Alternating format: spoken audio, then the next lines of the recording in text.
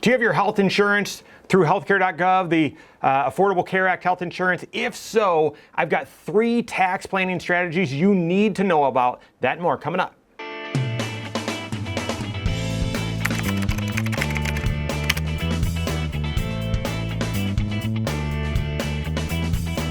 My name is Mike Bernard. I'm the host of the Wise Money Show. I'm also one of the certified financial planners right here at Korhorn Financial Group. Make sure you hit that subscribe button, turn on notifications, and smash that thumbs up button. I don't care if you call it healthcare.gov, Affordable Care Act health insurance. I don't care if you call it Obamacare. Some people care about that sort of stuff. I don't care if you call it the marketplace. They all mean the same thing. And that is where you don't have your health insurance through your employer, through a group plan. You don't have it through Medicare. You don't have sort of a share non-health insurance plan.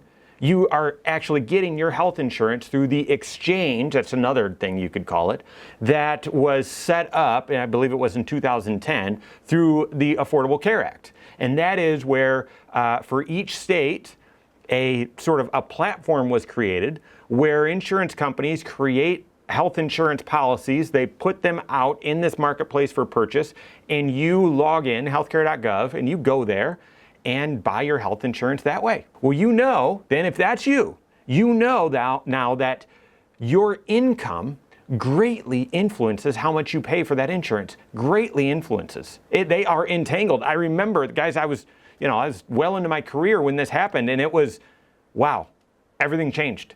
Tax planning just got more important.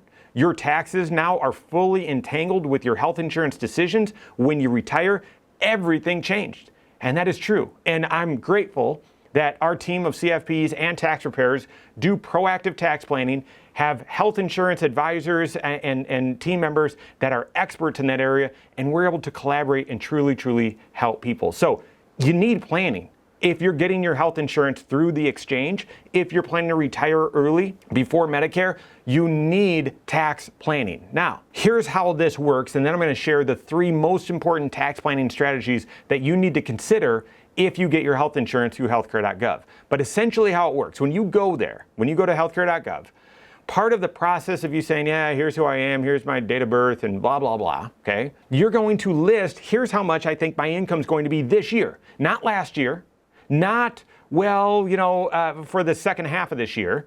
Here's how much my income is going to be. I expect my income to be this year.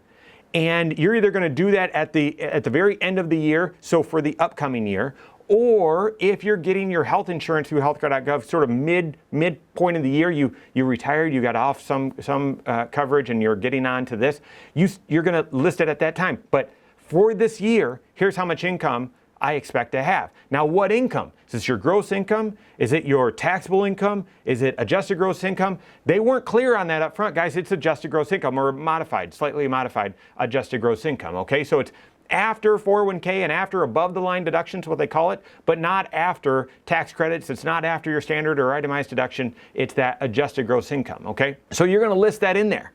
And then that is going to determine whether you pay full price for that health insurance or whether you get something called advanced premium tax credits, which reduces the monthly premium that you pay for your health insurance. So that's how that works. You're then paying, say your income is at a level, you state that your income is going to be at a level where you get some of these premium tax credits, advanced premium tax credits.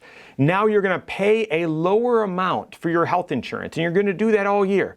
And then when you file your taxes, that's where it all gets washed out. Because this projection of what you think your adjusted gross income or modified adjusted gross income is going to be, it actually is calculated. And that calculation then reveals that, hey, yeah, your assumption was spot on, or your assumption was wrong. And if your assumption was wrong where your income was actually lower, good, you might actually get even more tax credits, more premium tax credits on your tax return.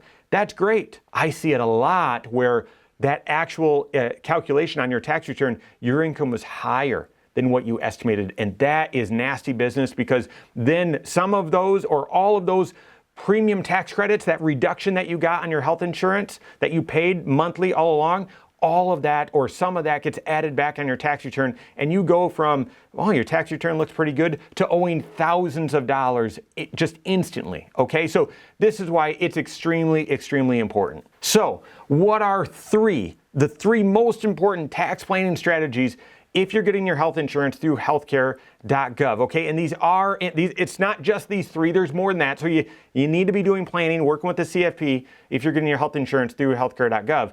But the top three, and they're in this order. Number one is, if you're eligible, contribute to a health savings account, an HSA. Now, we've helped a lot of people get their health insurance through healthcare.gov, and I'm sort of surprised to see it and sort of not. But when you look at the different health insurance options, you're going to see a lot of them that look like high deductible health plans, but they are not HSA eligible. They are not HSA eligible. Make sure you look for that. I think it's features or benefits. It's a green checkbox that says HSA eligible. That's the one that you want, because that gives you not the requirement, but the choice to make a contribution to an HSA up to a certain limit, depending on your age and whether it's individual coverage or family coverage, somewhere between, let's call it $5,000 and 10 grand, and I'm generalizing there. But that contribution that you get to make into a health savings account is an above the line deduction, and it reduces your income. It reduces the income that's used to determine, well, should you get more premium tax credits, or do you have to pay any back? So making sure that as you make a choice what health insurance you want on the healthcare.gov platform, on the exchange, making sure that you pick one that's HSA eligible if you're entertaining that at all. And then if it is, make sure you fund that HSA as much as you possibly can, up to the limits, so that you reduce that income and put yourself in the most favorable position for getting more premium tax credits or not having to pay them back. So that's the first tax strategy. The second one doesn't apply in all situations, doesn't apply to everyone, but when it does, it's an example of making lemonade out of lemons. And that is capturing tax loss harvesting. Tax loss harvesting. So if you've got additional investments that you've saved up outside of tax shelters, so outside of a 401k, a Roth IRA, maybe you've inherited dollars, maybe you had some, Robinhood meme stock, something, I hope not, but maybe you did. If you've got investment losses in those accounts, rebalancing or selling those investments so that you can capture the loss, that becomes a deduction on your tax return. And that deduction reduces that modified adjusted gross income that you'd otherwise, that determines whether you're getting enough premium tax credits or have to pay any of those back. Just recently, we were doing some planning with an individual who was concerned he needed to supplement his Social Security, and was going to do so by selling some of an investment account. And he said, well, I rebalanced last year and I'm going to have some gains. No, you still have losses that those gains will offset. So because you captured those losses, that will offset those gains, still give you enough of a deduction that it's going to reduce your modified adjusted gross income and won't impact your premium tax credits. And then the third favorite tax strategy for managing your premium tax credits, making sure that you don't have to pay them back, making sure that maybe you get as much as you possibly can, is funding pre-tax IRA, pre-tax SEP IRA, pre-tax 401k.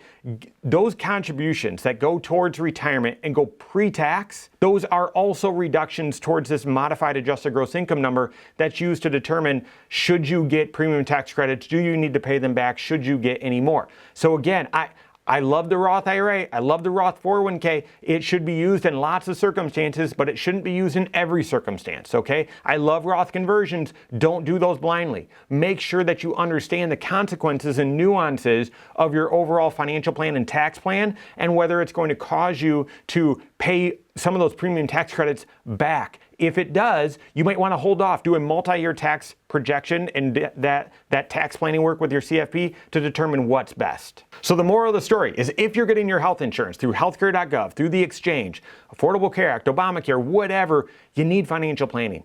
Comprehensive financial planning, specifically tax planning as part of it, so that you pay the least amount for your premium as possible and can avoid the nasty surprise of having to repay some advanced premium tax credits. Work with your CFP on that. If you don't have a CFP on your team, contact 119. Find us online, Korhorn.com. That's Korhorn with a K.